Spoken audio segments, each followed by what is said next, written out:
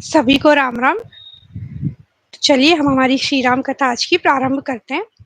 सबसे पहले मानसिक भक्ति करते हुए प्रभु की छवि के राम दरबार के हम दर्शन कर लेते हैं। अपनी आंख बंद करके हम राम दरबार के दर्शन कर रहे हैं। प्रभु श्री राम हमारे सिंहासन पर विराजे हुए हैं। माता सीता उनके साथ विराजी हुई हैं। लक्ष्मण भैया, भरत भैया और शत्रुघ्न भैया साथ में खड़े हैं हाथ जोड़े हुए, तथा बजरंगबली प्रभु के श्री चरणों में बैठे हुए हैं। और हम प्रभु श्री राम को तथा सभी को प्रणाम करते हैं एवं प्रभु श्री राम से विनती करते हैं कि उनके श्री चरणों में हमेशा हमारी श्रद्धा बनाए रखे, हमेशा हमारी भक्ति बनाए रखे तथा हमें अपना आशीर्वाद दे कि हम ये श्री राम कथा सफलतापूर्वक पूर्ण कर सकें। जय सिया राम। तो कल हमने देखा कि अब प्रभु श्री राम को बुलाया गया और कैकेयी ने कहा कि इस तरह से वन जाना है। पिताजी आपके मान नहीं रहे। दशरथ जी बिल्कुल बेहोश हो गए थे और सुमंत्र जी ने जब प्रभु श्री राम को बुलाया तो दशरथ जी की दशा देख के उन्हें बड़ा ही दुख हुआ था। फिर वो अपनी माता कौशल्या के पास गए, उनसे कहा कि इस तरह से मुझे वन जाना है। तब माता ने सभी सीख दी और सीता जी को सीता माता बिल्कुल नहीं मान रही थी कि उन्हें रुकना है महल में। सभी तरह से समझाया माता कौशल्या ने, प्रभु श्री राम ने भी, किंतु उन्होंने कहा कि मैं अपने प्राण त्याग दूंगी यदि आप मुझे यहाँ छोड़ के गए। इसीलिए प्रभु ने कहा कि आप भी तैयार हो जाइए। अब जाते जाते देखा तो लक्ष्मण जी आ ठहरे, बिल्कुल चरणों में बैठे हैं प्रभु श्री राम के, कुछ नहीं कह रहे हैं। तथा फिर प्रभु ने जान लिया कि उन्हें भी अब वन जा लेके ही जाना पड़ेगा और उनसे कहा कि चलो लक्ष्मण जल्दी से तैयार हो जाओ। और लक्ष्मण जी गए अपनी माता सुमित्रा जी के पास आज्ञा मांगने और ये बताने कि ऐसी ऐसी बात है माँ, मैं श्री सीताराम जी के साथ जा रहा हूँ। तो सुमित्रा जी ने कहा ये तो अहोभाग्य है कि तुम हमेशा उनकी चरणों की वंदना करना, क्योंकि जहाँ सिया राम होंगे वहीं तो अयोध्या होगी। और बस इस तरह से फिर तीनों अब निकलने की तैयारी में थे। अब देखिए राजा दशरथ जी के पास आए तथा राजा दशरथ जी ने भी बहुत समझाने की कोशिश की, प्रभु श्री राम नहीं माने। तथा सीता माता को भी समझाने की कोशिश की, वो भी नहीं मान रही थी। कल हमने देखा कि कितना प्रेम था, जैसे बहुओं से सास ससुर भी बहुत ही प्रेम करते थे। बड़ी तकलीफ हो रही उन्हें, क्योंकि सीता माता यदि अगर वन चली गई, जंगल में चली गई, फॉरेस्ट में, तो वहाँ बहुत ही पीड़ा उन्हें उठानी पड़ेगी। इसलिए वो समझा रहे हैं कि मत जाओ, किंतु वो नहीं मान रही है।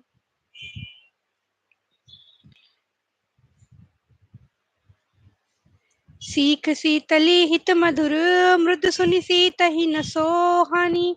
सरद चंद चंदनी लगत, जनु चकई अकुलानी। सियावर रामचंद्र भज जय शरणम। यह शीतल, हितकारी और कोमल सीख सुनने पर सीता जी को यह सब अच्छा नहीं लगा। अर्थात समझा रहे थे ना सब, किंतु वो उन्हें ये सीख अच्छी नहीं लग रही थी। सीता जी संकोचवश उत्तर नहीं देती। इन बातों को सुनकर कैकेयी तमतमा कर उठी। उसने मुनियों के वस्त्र, आभूषण और बर्तन लाकर श्री रामचंद्र जी के आगे रख दिया और कोमल वाणी से कहा कि राजा को तुम प्राणों के समान प्रिय हो। भीरु यानी प्रेमवश दुर्बल हृदय के राजा शील और स्नेह नहीं छोड़ेंगे। तुम्हें वन जाने को वे कभी ना कहेंगे। ऐसा विचार कर जो तुम्हें अच्छा लगे तुम वही करो। तथा माता की सीख सुनकर श्री रामचंद्र जी ने बड़ा सुख पाया, परंतु राजा को ये वचन बाण के समान लगे और कह रहे कि ये मेरे अभागे प्राण क्यों नहीं निकल रहे हैं। राजा दशरथ जी सजीवन साजु समाजु सबू, बनीता बंधु समेत। बंदी विप्र गुरु चरण प्रभु, चले करी सब ही अचेत। सियावर रामचंद्र भज जय शरणम। वन का सब साज सामान सजकर श्री रामचंद्र जी तथा माता सीता, उनकी पत्नी और भाई लक्ष्मण जी सहित ब्राह्मण और गुरु के चरणों की वंदना करके सबको अचेत करके चले। मतलब अब अयोध्या छोड़ के वन जाना जा ही रहे हैं, बस निकल गए हैं तीनों। कैसे? सबको अचेत करके, मतलब बिल्कुल सब बेहोश की तरह ही हो गए। नगर में सब जितने लोग भी थे, बिल्कुल सहन नहीं हो रहा था प्रभु श्री राम इस तरह से वन में जा रहे हैं, तो ऐसे निकल ही रहे हैं। मातु सकल मोरे बिरहम जही न होई दुख दीन, सोई उपाय ओ तुम करो सब पुरजन परम प्रवीण, सियावर रामचंद्र भज जय शरणम। हे परम चतुर पूर्वासी सज्जनों, आप लोग सब वही उपाय करिएगा जिससे मेरी सब माताएं मेरे विरह के दुख से दुखी न हो। इस प्रकार श्री रामचंद्र जी ने सबको समझाया और हर्षित होकर गुरु चरणों में सिर नवाकर फिर गणेश जी, पार्वती जी और कैलाशपति महादेव जी को मनाकर तथा आशीर्वाद पाकर श्री रघुनाथ जी चले। श्री रघुनाथ जी चलते ही बड़ा भारी विषाद हो गया, मतलब बहुत ही दुखी हो गए। वहां जितने भी लोग थे, मूर्छा दूर हुई तब राजा जागे और सुमंत्र को बुलाकर कहने लगे, श्री राम वन को चले गए पर मेरे प्राण नहीं जा रहे हैं। न जाने ये किस सुख के लिए शरीर में टिक रहे हैं, मतलब कितनी तकलीफ हो रही है कि राम तो जा रहे हैं लेकिन मेरे प्राण अभी तक गए नहीं, मतलब मैं अभी तक मरा नहीं हूँ। पता नहीं किस सुख के लिए ये वेट कर रहे हैं। सुटी सुकुमार कुमार दो, जनक सुता सुकुमारी, रथ चढ़ाई देख राही बनो, फिरे हो गए दिन चारी, सियावर रामचंद्र भज जय शरणम। अत्यंत सुकुमार दोनों कुमारों को और सुकुमारी जानकी को रथ में चढ़ाकर वन दिखलाकर 4 दिन के बाद लौट आना मतलब आप वापिस लौट आना, देख के उनके साथ रह के थोड़ी सी जैसे हेल्प होती है करके आप आ जाना और लेके आना साथ में। 4 दिन थोड़ा जाके फिर लेके आना। यदि दोनों भाई न भी लौटे, अपनी सच्ची श्री रघुनाथ जी प्रण के सच्चे और दृढ़ता से नियम का पालन करने वाले हैं, तो तुम हाथ छोड़कर विनती करना कि हे प्रभु, जनक कुमारी सीता जी को तो लौटा दीजिए। यदि वो दोनों न भी आए तो सीता को तो साथ में लेके ही आना, कह रहे हैं सुमंत्र जी को। पाई रजाय सुनाई सिरो, रथ अति बेग बनाई, गयो जहाँ बाहेर नगर, सिय सहित दो भाई, सियावर रामचंद्र भज जय शरणम। सुमंत्र जी राजा की आज्ञा पाकर फिर सिर नवाकर बहुत जल्द रथ चढ़वा कर वहां गए जहाँ नगर के बाहर सीता जी सहित दोनों भाई थे।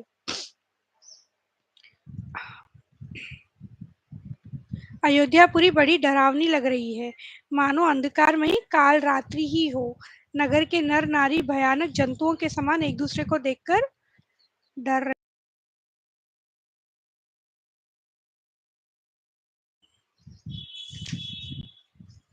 हय गय कोटिन केलि मृग, पर पशु चातक मोर, विकरतांग सुख सारिका, सारस हंस चकोर, सियावर रामचंद्र भज जय शरणम। करोड़ों घोड़े, हाथी, खेलने के लिए पाले हुए हिरन, नगर के जैसे गाय बैल बकरी सभी पशु, पपिये मोर कोयल चकवे तोते मैने सारस हंस और चकोर श्री राम जी के वियोग में सभी व्याकुल हुए, जहां तहां खड़े हैं, मानो तस्वीर में लिखकर बनाए गए हो। मतलब एक पेंटिंग जैसे वहीं के वहीं स्टैचू होके सारे पशु भी उनके वियोग में बिल्कुल ऐसे खामोश हो गए। फल फूल सभी बिल्कुल, मतलब ऐसा लग रहा है कि अब काल रात्रि ही है। श्री रामचंद्र जी के विरह की इस अग्नि को लोग सह न सके तथा सब लोग व्याकुल होकर भाग चले।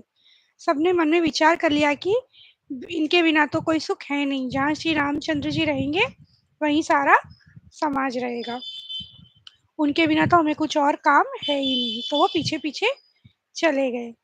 बालक वृद्ध बिहाई गृहम, लगे लोग सब साथ, तमसा तीर निवास की, प्रथम दिवस रघुनाथ, सियावर रामचंद्र भज जय शरणम। बच्चों और बूढ़ों को घरों में छोड़कर सब लोग साथ हो लिए। पहले दिन श्री रघुनाथ जी ने तमसा नदी के तीर पर निवास किया। तो अब एक नदी तमसा नदी के पास वहीं ठहरे। प्रेम प्रेम युक्त कोमल और सुंदर वचन कहकर श्री रामचंद्र जी ने बहुत प्रकार से लोगों को समझाया और बहुतेरे धर्म संबंधी उपदेश दिए, परंतु प्रेमवश लोग लौटते ही नहीं। मतलब प्रभु सभी को कह रहे हैं कि अब जाइए, आप जितने अयोध्या वासी पीछे आए थे किंतु जा ही नहीं रहे, कोई सुन ही नहीं रहा है उनकी बात। जब दोपहर रात बीत गई तब श्री रामचंद्र जी ने अब क्या करें, जा तो कोई नहीं रहा है, कोई ना कोई ट्रिक तो करनी पड़ेगी ताकि ये सब लोग चले जाएं। तो अब उन्होंने क्या किया, हमारे प्रभु ने प्रेम पूर्वक मंत्री सुमंत्र जी से कहा, हे तात, रथ के खोज मारकर रथ को हाँकिए और किसी उपाय से बात नहीं बनेगी, अर्थात पहियों के चिन्हों से दिशा को पता न चले। इसका अर्थ ये है कि इस तरह से रथ को घुमाइए कि जो दिशा है, मतलब निशान कुछ भी ना रहे रथ के। जैसे हम किसी को ढूंढते हैं, अगर पैर के निशान दिखते हैं तो हम पीछे पीछे जाते हैं, तो वैसे ही अगर किसी गाड़ी के निशान होंगे तो हम पीछे पीछे जाएंगे। तो प्रभु कह रहे हैं इस तरह से उपाय कीजिए कि वो जो पहिए के चिन्ह है, मतलब जो जो फुटप्रिंट जैसे हम बोलते हैं ना, वैसे कुछ भी जो चिन्ह होगा वो दिखना नहीं चाहिए, तभी ये लोग हमको छोड़ेंगे। मतलब ये रात की बात हो रही है। राम लखन सिय जान चढ़ी, शंभु चरण सिरुनाई, सचिवम चलायो तुरत रथो, इत उत्कोज दुराई, सियावर रामचंद्र भज जय शरणम। शंकर जी के चरणों में सिर नवाकर श्री राम जी, लक्ष्मण जी और सीता जी रथ पर सवार हुए। मंत्री जी तुरंत ही रथ को इधर उधर खोज छिपाकर चला दिया। मतलब अब इस तरह से ले गई कि यहाँ पे कोई चिन्ह दिखे ही नहीं। और जब सवेरा हुआ तो सब लोग जागे और शोर मच गया कि श्री रघुनाथ जी तो यहाँ से चले गए, किंतु रथ का पता नहीं चल रहा है। तो सब हाँ राम पुकारते हुए चारों ओर दौड़ रहे, ढूंढ रहे कि कहीं मुझे दिख जाए प्रभु, पर कोई फायदा नहीं हुआ, प्रभु तो चले गए थे वहां से। राम दरस हित नेम व्रत, लगे करन नर नारी, मनहु कोक को की कमल, दीन विहीन तमारी, सियावर रामचंद्र भज जय शरणम। और सभी उनके दर्शनों के लिए नियम और व्रत करने लगे और ऐसे दुखी हो गए जैसे कि चकवा चकवी और कमल सूर्य के बिना दीन हो जाते हैं। सीता जी अब मंत्रियों सहित दोनों भाई श्रृंगवेरपुर जा पहुंचे। वहां गंगा जी को देखकर प्रभु ने रथ से उतरे और बड़े हर्ष के साथ उन्होंने दंडवत प्रणाम किया। तो श्रृंगवेरपुर में गंगा जी के पास प्रणाम किया और सभी कथा लक्ष्मण जी और माता सीता को प्रभु ने सुनाई, और फिर वहां पे स्नान करके थकावट उनकी दूर हुई। शुद्ध सचिदानंदमयी कंद भानुकुल केतु, चरित करत नर अनुहरत, संस्कृति सागर सेतु, सियावर रामचंद्र भज जय शरणम। शुद्ध सच्चिदानंद कंद स्वरूप सूर्यकुल के ध्वजारूप भगवान श्री रामचंद्र जी मनुष्यों के सदृश ऐसे चरित्र करते हैं जो संसार रूपी समुद्र के पार उतरने के लिए पुल के समान है। अर्थात जो हम ये जिस तरह से प्रभु बिहेव कर रहे हैं, उनका बिहेवियर जो है वो हमें इस पूरी दुनिया से पार लगाने का एक पुल ही है। अर्थात हमें वो सब फॉलो करना चाहिए जो प्रभु फॉलो कर रहे हैं, तो हम इजीली इस भवसागर से पार हो जाएंगे, इस vicious circle of life and death से हम बाहर हो जाएंगे। जब निषाद राज गुह ने यह खबर पाई तब वो बहुत ही आनंदित हुए तथा अपने प्रियजनों और सभी के साथ भेंट लेकर वहां प्रभु के पास पहुंचे और बहुत ही हर्षित थे। राजा गुरु जो निषाद राज गुह थे वो बड़े ही हर्षित थे और फिर प्रभु से कहा कि आप श्रृंगवेरपुर में पधारिए और इस दास की प्रतिष्ठा बढ़ाइए जिससे मेरे भागी की बढ़ाई हो। तुमने जो सब कुछ कहा है वह सत्य है, परंतु पिताजी ने मुझको और ही आज्ञा दी है। मेरी जो आज्ञा मेरे पिताजी ने दी है मुझे वही फॉलो करना है, मैं इसके हटके आपके यहाँ नहीं रुक सकता।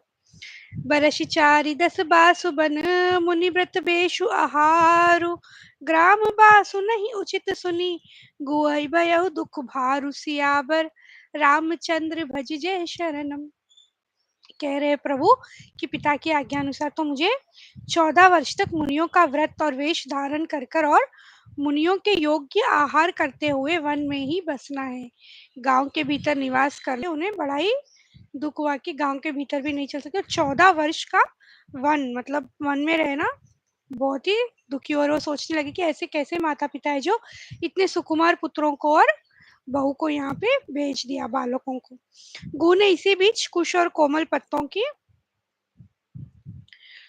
कोमल और सुंदर साथरी सजाकर बिछा दी और फिर पवित्र मीठे और कोमल देख कर दोनों में भर भर कर फल मूल और पानी रख दिया, मतलब सब तैयारी कर दी, अब सब बिछा दिया है। सिय सुमंत्र भ्राता सहित कंद मूल फल खाई, शयन कीन रघुबंश मणि पाय पलोटत भाई, सियावर रामचंद्र भज जय शरण। सीता जी, सुमंत्र जी और भाई लक्ष्मण सहित कंद मूल फल खाकर रघुकुल मणि श्री रामचंद्र जी लेट गए। भाई लक्ष्मण जी उनके पैर दबाने लगे। लक्ष्मण जी उठे और सुमंत्र जी से कहकर वहां से कुछ दूर पर धनुष बाण सजाकर पहरा देने लगे। अब जैसे यहाँ पे एक फैक्ट और है कि श्री रामचरितमानस में, मतलब रामायण में, ऐसा कोई है जिसने 14 साल तक बिल्कुल सोया ही नहीं है, बिल्कुल नींद ही नहीं ली, 14 ईयर्स तक। हम तो एक दो दिन नींद ना ले, मतलब पॉसिबल नहीं होता है। दैट टू कंटिन्यूसली 14 ईयर्स तक किसी ने नींद नहीं ली। और वो कौन थे? वो हमारे लक्ष्मण जी थे। लक्ष्मण जी 14 साल तक सोए नहीं, क्योंकि वो प्रभु श्री राम और माता सीता के लिए पहरा देते थे हमेशा। तो जो अभी यहाँ पे हम देख रहे हैं, यहाँ से उस बात की शुरुआत हुई, यहाँ से वो आरंभ हुआ कि पहरा देना प्रभु श्री राम और माता सीता की रक्षा के लिए, जो 14 वर्ष तक पूर्ण चला। तो इसलिए सिक्योरिटी गार्ड जैसे हम बोलते हैं ना, तो भाई खुद रक्षा कर रहे हैं अपने भाई और भाभी की। प्रभु को जमीन पर सोते देखकर प्रेमवश निषाद राज के हृदय में विषाद हो गया। प्रभु धरती पे सो रहे, बिछाए बस पत्ते और उसी पे सो रहे। बहुत ही दुख हो रहा है उन्हें। सुचि सुविचित्र सुभोगमयी सुमन सुगंध सुबास, पलंग मंजु मनि दीप जहम, सब विधि सकल सुपास, सियावर रामचंद्र भज जय शरणम। जो पवित्र बड़े ही विलक्षण सुंदर भोग पदार्थों से पूर्ण और फूलों की सुगंधों से सुवासित है, जहाँ सुंदर पलंग और मणियों के दीपक है तथा सब प्रकार का पूरा आराम है। मतलब वहाँ पे तो सभी प्रकार के आराम होते हैं, और यहाँ पे इसी पे घास फूस पे ही सो रहे हैं, धरती पे ही सो रहे हैं। इससे उन्हें बड़ा दुख हो रहा है और कह रहे हैं कि लोग सच ही कहते हैं कि कर्म तो प्रधान होता है। कह रहे हैं कि भगवान क्या, कर्म हमारा जो है, भाग्य हमारा जो है, वही सबसे बड़ा होता है, चाहे फिर वो कोई भी मनुष्य हो। तो ये कर्म ही है जिसकी वजह से प्रभु श्री राम और को यहाँ आना पड़ा, मतलब वन में आना पड़ा तथा इस तरह से जमीन पे सोना पड़ा। कई कई नंदिनी मंदमती कठिन कुटिल पनुकीन, जही रघुनंदन जान की ही सुख अवसर दुख दीन, सियाबर रामचंद्र भज जय शरण। तो कह रही है कि कई ने तो बड़ी कुटिलता कर दी, जिसने रघुनंदन श्री रामचंद्र जी को और जानकी जी को सुख के समय दुख दिया है। तब लक्ष्मण जी ज्ञान वैराग्य और भक्ति के रस से सनी हुई मीठी और कोमल वाणी से बोले, हे भाई, कोई किसी का सुख दुख देने वाला नहीं है, सब अपने ही किए हुए कर्मों का फल भोगते हैं। लक्ष्मण जी अब गुरु जी से कह रहे हैं कि कोई किसी को कोई दुख नहीं देता है, सब तो अपने अपने कर्मों का ही फल भोग रहे हैं। और हमारे लिए सीखने वाली बात यहाँ पे ये है कि यदि हमारे साथ कभी कुछ बुरा हो भी जाता है, कोई भी चीज, समझ लीजिए कि पास नहीं हो रहे हैं या जॉब नहीं मिल रहा है, शादी मन चाहे वर या वधु से नहीं हुई है, या फिर शादी में लेट हो रहा हो, बिजनेस अच्छा नहीं चल रहा हो, या फिर किसी बीमारी को लेके कोई चिंता हो, तो जनरली हम क्या करते हैं, किसी को ब्लेम कर देते हैं कि उसकी वजह से ऐसा हुआ, इसकी वजह से ऐसा हुआ। किंतु किसी की कोई यहाँ वजह नहीं है, ये तो सिर्फ अपने ही कर्मों का फल है। जो जितनी मेहनत करेगा वो उतना फल पाएगा। तो वही कह रहे हैं लक्ष्मण जी, ये तो सब कर्मों का ही फल है। कई से हम क्या ही कहें। सपने होई भिखारी नृपुर रंकु नाकपति होय, जागे लाभु नहानि कछु, तिमि प्रपंच जियो जोई, सियावर रामचंद्र भज जय शरणम। जैसे स्वप्न में राजा भिखारी हो जाए या कंगाल स्वर्ग का स्वामी इंद्र हो जाए, तो जागने पर लाभ या हानि कुछ भी नहीं है, वैसे ही इस दृश्य प्रपंच को हृदय से देखना चाहिए। कितनी गहरी बात है यहाँ पे, देखिए। स्वप्न में हम जो भी देखते हैं, सपने में हम जो भी देखते हैं, उठने के बाद जब देखते हैं कि अरे ये तो सपना था, रियलिटी नहीं थी, तो ये जो हम जी रहे हैं इस दुनिया में, ये भी वही है। इट्स ऑल लाइक हैलुसिनेशन, मतलब मिथ्या ही है ये सब। कि अभी तो सब ऐसे चल रहा है, जैसे ही हम यहाँ से जाएँगे कुछ भी नहीं रहेगा। यहाँ का कुछ भी नहीं रहेगा। हम इतना दुःख पा रहे हैं, इतनी खुश हो रहे हैं, सब कुछ कर रहे हैं, पर ये सब एक स्वप्न की ही भांति है। मतलब ये सब बिल्कुल सच नहीं है। जब यहाँ से जाएँगे तो फिर कुछ भी नहीं रहेगा। इस जगत रूपी रात्रि में योगी लोग जागते हैं, जो परमार्थी है और प्रपज्ञ से छूटे हुए हैं। जगत में जीव का जागा हुआ तभी जानना चाहिए, जब संपूर्ण भोग विलासों से वैराग्य हो जाए। विवेक होने पर मोह रूपी भ्रम भाग जाता है, तब अज्ञान का नाश होने पर श्री रघुनाथ जी के चरणों में प्रेम होता है। हे सखा, मन वचन और कर्म से श्री राम जी के चरणों में प्रेम होना, यही तो सर्वश्रेष्ठ परमार्थ पुरुषार्थ है। लेकिन हमें यही सच्चाई लगती है, हमें दुनिया ही सच लग रही है, हम जो जी रहे हैं यही हमें बिल्कुल सही लग रहा है। तो कह रहे हैं जब विवेक होगा, मतलब जब ज्ञान बढ़ेगा, तो अज्ञान का नाश होगा और तभी प्रभु श्री राम जी के चरणों में हमारा प्रेम होगा। तो ऐसा नहीं है कि कोई अगर कह रहे हैं कि भाई प्रभु श्री राम की हम भी भक्ति कर लेंगे, या कोई और कह रहा है कि हम तो कर ही लेंगे, कोई बड़ी बात नहीं है। तो ऐसा नहीं है। जब तक अज्ञान का नाश नहीं होगा, तब तक प्रभु के चरणों में प्रेम नहीं होगा। और अगर प्रेम नहीं होगा, तो फिर तो मतलब कोई क्यों ही करेगा। तो इसीलिए कह रहे हैं कि, और क्या कह रहे हैं कि मन वचन और कर्म से श्री राम जी के चरणों में प्रेम होना, यही तो सर्वश्रेष्ठ परमार्थ है। यही तो सबसे बड़ी बात है। यदि उनके चरणों में प्रेम हो जाए, तो दुनिया में इससे बड़ी बात तो कुछ भी नहीं है। भगत भूमि भूसुर सुरभि सुरहित लागी कृपाल, करत चरित धरि मनुज तनु, सुनत मिटहि जग जाल, सियाबर रामचंद्र भज जय शरणम। तथा प्रभु यहाँ पे मनुष्य का शरीर जब धारण करते हैं, जिनके सुनने से जगत के जंजाल मिट जाते हैं, अर्थात कथा चरित्र हम प्रभु का जब भी सुनते हैं, प्रभु श्री राम का, और भक्त भूमि ब्राह्मण गौ देवता जितने भी हम धारण किए शरीर, उन सभी की कथा जब सुनते हैं, तो फिर हमें इस जगत के जंजाल से हम मिट जाते हैं, छूट जाते हैं। हे सखा, ऐसा समझ मोह को त्याग कर श्री सीता जी राम जी के चरणों में प्रेम करो। अब सुबह हो गई। अब ये सब बातचीत चली रही थी गुरुराज गु और हमारे लक्ष्मण जी के बीच में। इतने में सुबह हो गई और फिर प्रभु ने अपना जो सुबह का कार्य होता है वो किया। फिर बड़का दूध मंगवाया। बड़का एक झाड़ होता है ना, बड़का झाड़ बोलते हैं, एक ट्री होता है, उसका दूध मंगवाया और छोटे भाई लक्ष्मण सहित उस दूध से सिर पर जटाएं बनाई। यह देखकर तो सुमंत्र जी के नेत्रों में जल छा गया। अब मुकुट वुकुट नहीं पहनना है, जटाएं बनानी है। तो प्रभु ने वही किया। नृप अस कहु गोसाई जस कई करऊं बलि सोई, करि बिनती पायन परयो, दीन बाल जिमि रोई, सियाबर रामचंद्र भज जय शरण। महाराज ने ऐसा कहा था, प्रभु जैसा कहे मैं वही करूं, मैं आपकी बलिहारी हूँ। इस प्रकार विनती करके वे श्री रामचंद्र जी के चरणों में गिर पड़े और उन्होंने बालक की तरह रो दिया। शिबी ददाची और राजा हरिश्चंद्र ने धर्म के लिए करोड़ों कष्ट सहे हैं। बुद्धिमान राजा रंतिदेव और बलि बहुत से संकट सहकर भी धर्म को पकड़े रहे। उन्होंने धर्म का कभी परित्याग नहीं किया। कहने का तात्पर्य यह है कि धर्म ही सर्वोपरि है। वेद शास्त्र और पुराणों में कहा गया है कि सत्य के समान दूसरा धर्म नहीं है। हमेशा हमें सत्य बोलना चाहिए, इसके बड़ा सच बोलना चाहिए, इससे बड़ा धर्म कोई नहीं है। जैसे मैंने कहा, हम श्री रामचरितमानस से धर्म अधर्म सही गलत ये सब भी सीखेंगे। तो यहाँ ये धार्मिक बात हमें बता रहे हैं।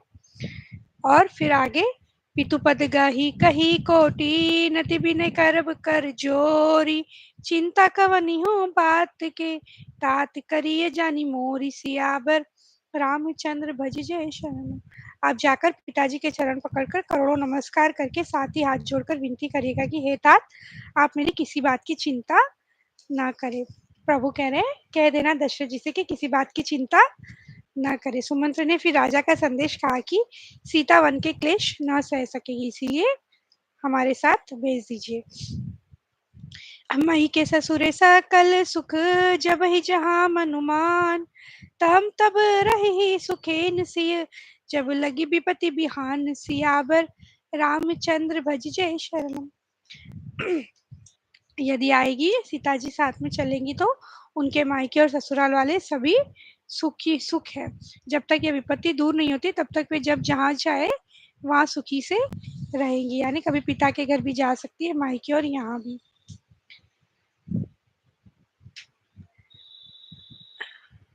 हे प्रभु, आप करुणामय और परम ज्ञानी हैं। शरीर को छोड़कर छाया अलग कैसे रोकी रह सकती है? सूर्य की प्रभा सूर्य को छोड़कर कहाँ जा सकती है और चांदनी चंद्रमा को त्याग कर कहाँ जा सकती है? कहने का तात्पर्य है, माता सीता कह रही है कि इतने जुड़े हुए हैं मैं और प्रभु श्री राम कि अब हम अलग अलग हो ही नहीं सकते हैं। और क्षमा करना कि मैं बदले में आपको उत्तर देती हूँ, यह बहुत ही अनुचित है। आरती बस सन मुख भयहूँ बिलगु न मानब तात, आरज सुत पद कमल बिनु बादि जहाँ लगी नाथ, सियाभर रामचंद्र भज जय शरणम।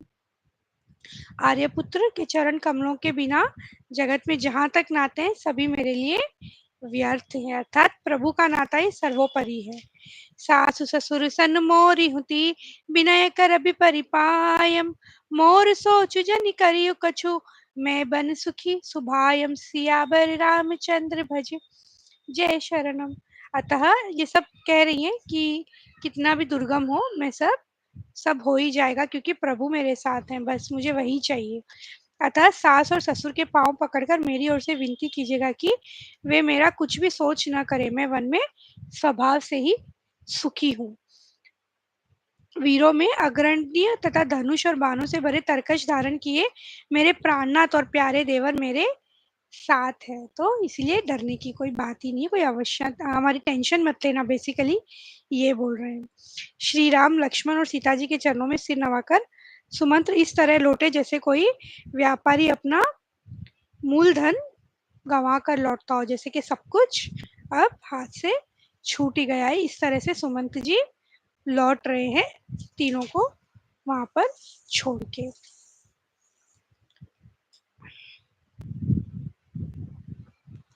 तो चलिए, आज की हमारी कथा का समय यही समाप्त होता है।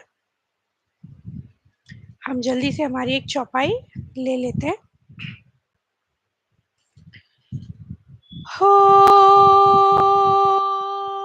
रघुकुल रीत सदा चली आई, प्राण जाए पर वचन न जाई, राम सिया राम जय जय राम, राम सिया राम जय जय राम। बोल सियावर रामचंद्र की जय, पवन सुत हनुमान की जय।